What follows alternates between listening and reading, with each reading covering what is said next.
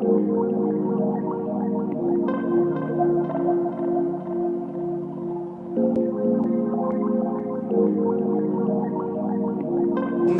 maison brûle. Et nous regardons ailleurs. Bienvenue dans Présage, le podcast qui questionne l'état de notre monde, les risques d'effondrement de notre civilisation industrielle et les façons de se préparer à vivre différemment. Je suis Alexia Soyeux et aujourd'hui je reçois Hélène Le Thénault. On est assis sur une agriculture extractive, chimique, de prédation des ressources et qu'on est en train de détruire notre capital naturel. Hélène est ingénieure, spécialiste des questions de transition écologique et elle a un parcours très riche dont nous avons parlé. Aujourd'hui, elle dirige le pôle transition écologique du groupe SOS et elle est responsable du comité scientifique de l'association Ferme d'Avenir. Vraisemblablement, les crises et ou les effondrements vont se produire dans les 20 années qui viennent. C'est quoi notre capital ? C'est quoi le capital ? Mais c'est avant tout le capital naturel. C'est une femme engagée et déterminée avec qui nous avons parlé d'agriculture, de transition, de l'urgence de repenser les modèles et les indicateurs de réussite et de richesse, du rapport au monde politique, de l'aveuglement collectif et des nouveaux imaginaires à diffuser dès maintenant. Cette méconnaissance de la vie, c'est ce qui nous amène dans la situation qu'on connaît aujourd'hui. Donc le progrès, pour moi, ça serait ça. Alors bonjour Hélène Le Thénault. Bonjour. Tu es ingénieure, tu es directrice du pôle transition écologique du groupe SOS. Tu co-diriges aussi le cabinet Auxilia Conseil qui accompagne les entreprises et les territoires pour accélérer cette fameuse transition écologique. Et tu es également responsable du comité scientifique de Ferme d'Avenir, dont on va reparler après. En regardant un peu ton parcours, j'ai vu que tu avais eu des expériences assez variées auparavant, dans le domaine de la finance et du pétrole, je crois, et puis au sein du cabinet de Carbone 4 auprès d'Alain Grandjean et Jean-Marc Jancovici. Je voulais d'abord savoir qu'est-ce qui a guidé ton parcours, qu'est-ce qui t'anime dans tes choix professionnels? Moi, j'ai trouvé toutes les expériences intéressantes parce que ça permet de comprendre comment fonctionnent les organisations. La plupart des organisations sont des organisations de prédation, qui consiste à prélever des ressources naturelles, les transformer, en tirer des bénéfices et des profits, qui sont concentrés en plus entre la main de certains et qui servent à se combattre, à se battre entre soi. Donc cette observation fine des organisations, c'est ce que j'ai fait pendant 20 ans, et ça m'amène à avoir envie de réinventer les organisations pour qu'elles puissent être au service, de l'intérêt général plutôt qu'au service d'intérêts particuliers. Et est-ce qu'il y a eu des éléments déclencheurs décisifs qui ont changé la façon que tu as de voir le monde? Ma première expérience professionnelle, c'était vendre des rouges à lèvres à des Chinoises à fort pouvoir d'achat en 2001 à Shanghai. Et je me suis dit, mais quelle aberration, quelle inutilité, quelle futilité, quel excès. Et après, dans le pétrole, j'ai vu à quel point on pouvait maltraiter les humains et bien sûr aussi l'environnement avec des modes de production anti-écologiques. Tout ça fait que j'ai cherché longtemps des solutions et que je me suis dit que le premier levier, c'est la transition agricole.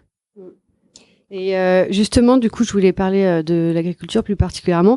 Est-ce qu'on peut faire un petit bilan du niveau de désastre dans lequel est le monde agricole?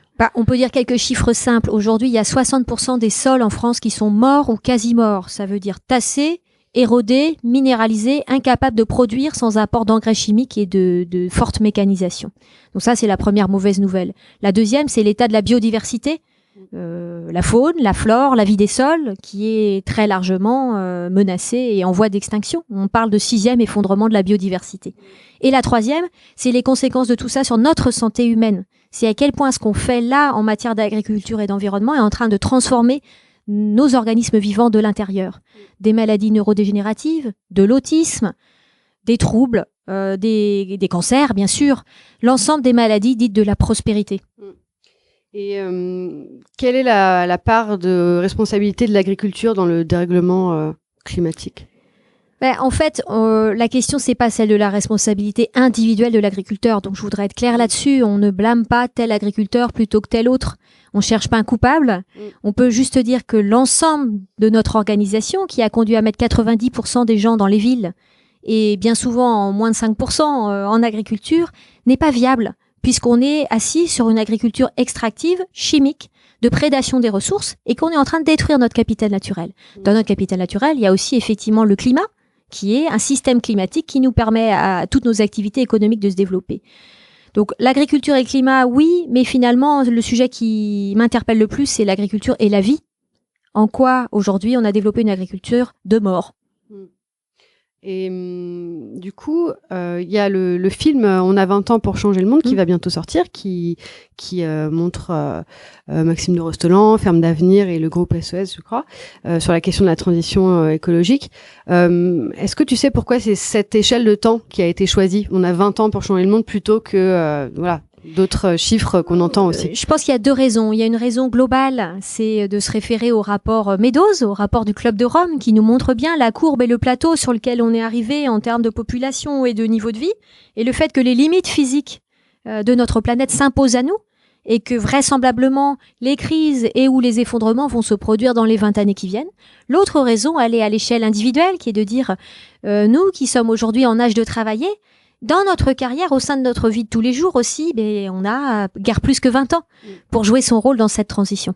Donc c'est une échelle de temps qui permet à la fois d'agir sans être, en étant quand même anxiogène entre guillemets, mais ça laisse quand même de la marge de manœuvre pour faire des choses. Et quelles sont ces nouvelles voies à construire dès maintenant? Alors dès maintenant, je pense qu'il y a deux niveaux. Il y a l'action individuelle, bien entendu, ses propres choix de consommation, ses choix de travail, ses choix d'épargne.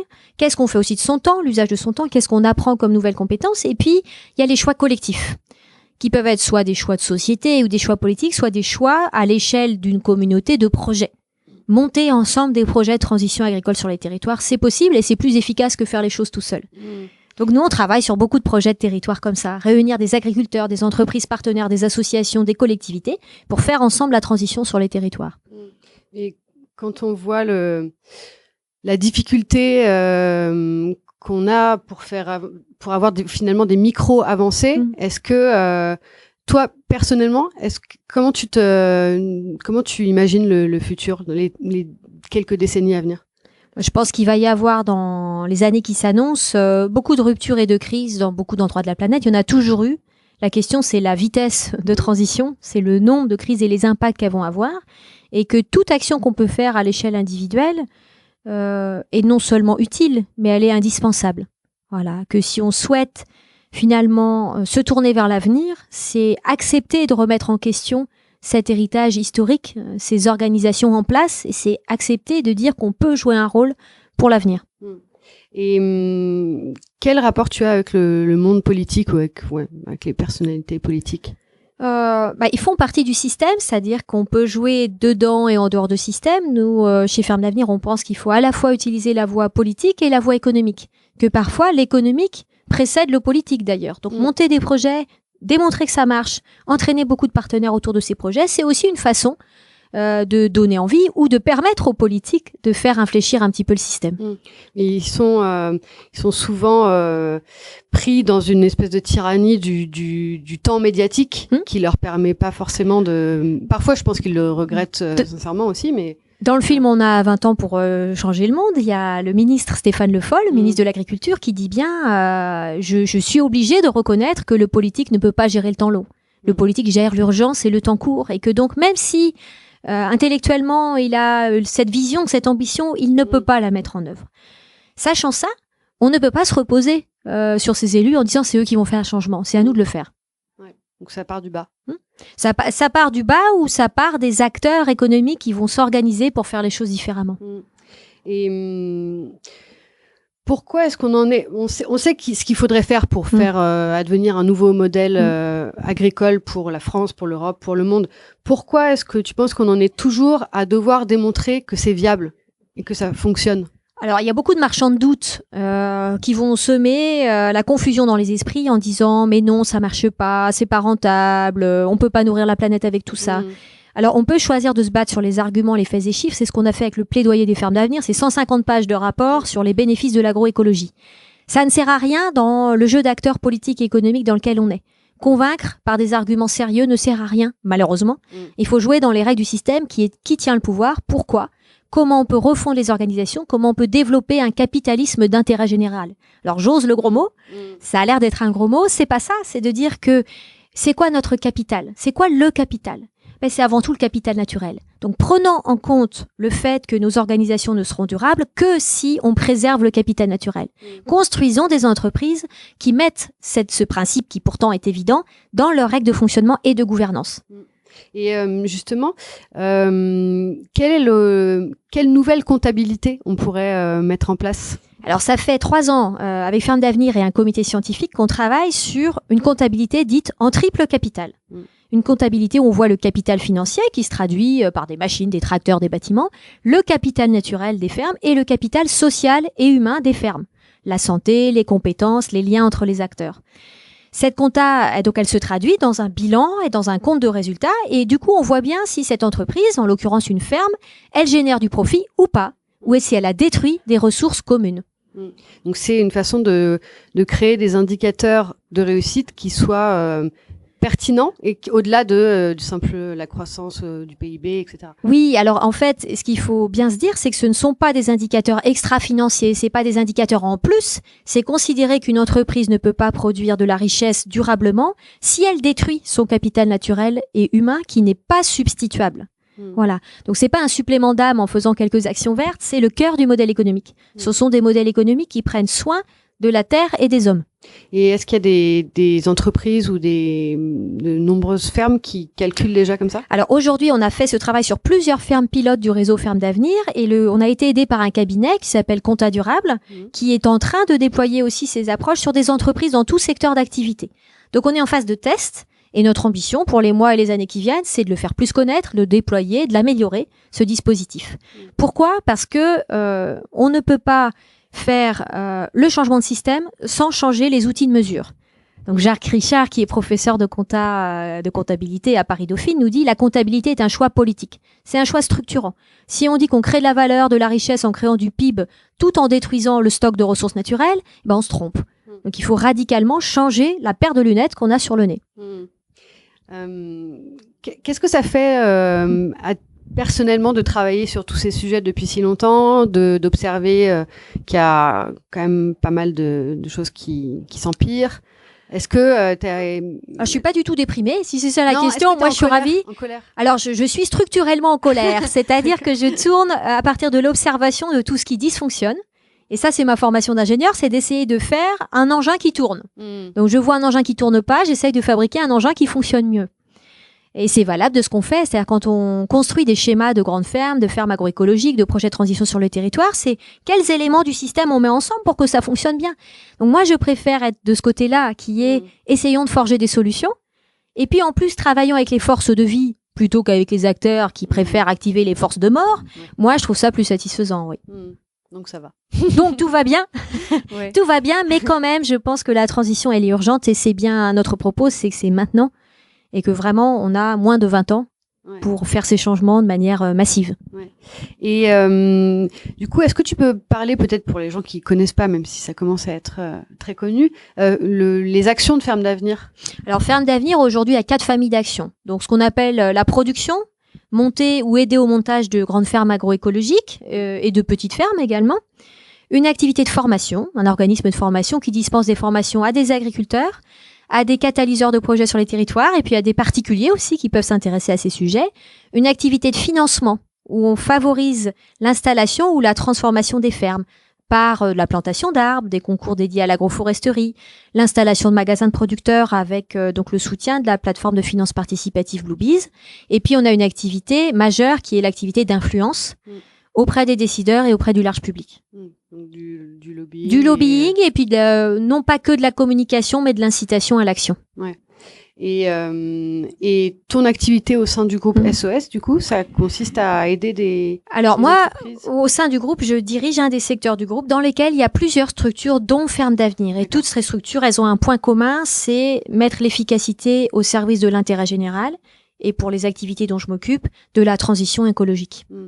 Et est-ce que tu dirais qu'il y a beaucoup de volonté de changement dans le monde des entreprises globalement en ce moment, enfin les forces, tu vois. Je pense que la logique des entreprises sous leur forme conventionnelle ne change pas.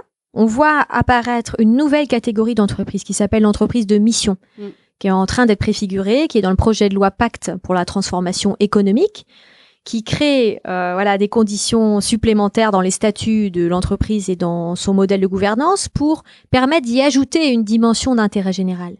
Mais quelque part, c'est essayer de transformer en douceur les entreprises existantes plutôt que réinventer des organisations qui structurellement mettent les priorités dans l'autre sens, ce que font les acteurs de l'économie sociale et solidaire. D'abord, l'impact positif, ensuite, la viabilité économique comme condition pour arriver à fonctionner, et avec ça, une gouvernance refondue, adaptée et des règles de décision et de détention du capital différentes. Voilà. Donc ça évolue, mais pas assez vite par rapport aux enjeux. Et qu'est-ce qui pourrait faire que ça évolue plus vite? Est-ce qu'il faudrait qu'il y ait des chocs? Alors, les chocs sont toujours un facteur de changement et de réajustement du système. Des chocs trop violents, c'est quand même jamais une bonne nouvelle d'un point de vue social. Des crises et ajustements, très certainement. Il y en a déjà aujourd'hui dans beaucoup de secteurs, de toute façon. Ce que je pense, c'est qu'il faut arriver à plus faire connaître le fait que des solutions existent et que ce qui sont aujourd'hui des formes d'organisation minoritaires deviennent la norme. En gros, que l'exception devienne la norme. Que les 10% de l'économie sociale et solidaire en France deviennent demain 50% et non plus seulement 10%. Qu'est-ce que tu penses de l'importance de créer des nouveaux récits, de nouveaux imaginaires justement pour entraîner ce... Alors c'est vrai que ça c'est une des raisons à mon sens de l'échec de l'écologie politique, c'est de l'avoir placé sur le terrain des idées, des idéaux, de l'idéologie, des avocats d'apocalypse ou de ce qu'on appelle parfois les pastèques, vert dehors, rouge dedans. C'est-à-dire de mettre le principe d'égalité qui est très chouette avant toute chose, sans s'être posé la question de quel métier, quels emplois et quels revenus demain pour tous nos concitoyens. Moi, je suis quelqu'un de pragmatique, je me pose toujours la question qui est chacun dans son parcours de vie, comment est-ce qu'il fait pour arriver à manger à la fin du mois? C'est la première des questions à laquelle on doit répondre et ce qu'on fait sur les métiers agricoles, c'est ça, c'est rendre le métier de paysan désirable, attractif, viable économiquement, inspirant. Alors, des exemples de jeunes agriculteurs qui fonctionnent bien, qui gagnent plus de 2000 € par mois, on en connaît et c'est ceux-là qu'on veut mettre en avant en disant c'est possible. C'est possible. Et tout le monde ne peut pas ou ne veut pas être agriculteur, mais on pourrait dire la même chose dans d'autres métiers, c'est faire connaître. Est-ce qu'il n'y aura pas de toute façon un retour au champ un peu obligé? Alors, ce qui est possible et à la fois souhaitable, c'est d'aller vers une agriculture un peu plus intense en emploi, de retourner vers un pourcentage d'agriculture vivrière, c'est-à-dire destinée à nous nourrir également un peu plus importante, plutôt qu'une agriculture uniquement tournée vers l'export ou principalement tournée vers l'export. Pour faire ça, il faut plus d'emplois agricoles, c'est vrai. Il faut donc que ces emplois soient désirables et qu'ils soient réalisables dans des conditions humainement acceptables. Ouais.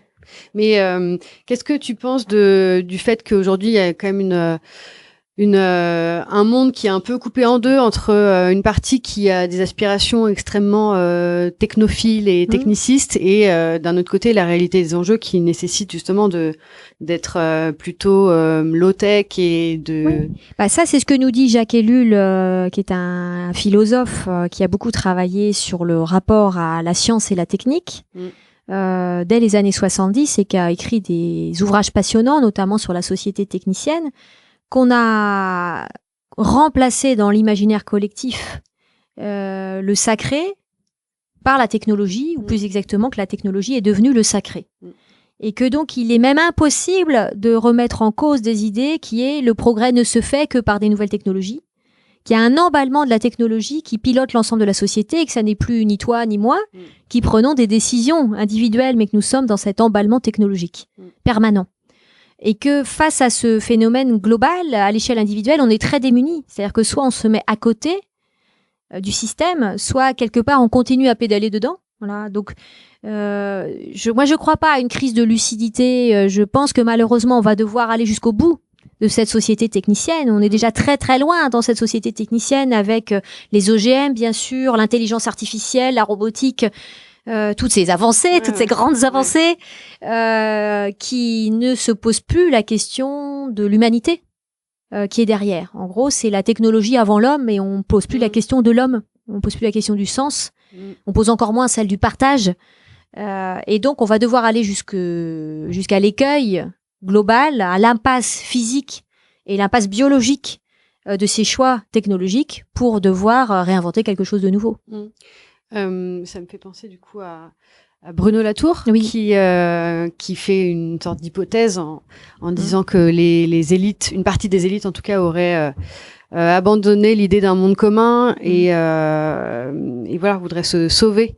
Ça, c'est une hypothèse, mais ça paraît pas totalement délirant, quoi. C'est à l'échelle de l'histoire, c'est tout à fait crédible. Il y a un historien anglais qui s'appelle Toynbee qui dit à peu près la même chose, qui dit que les sociétés meurent de suicide et non pas d'assassinat.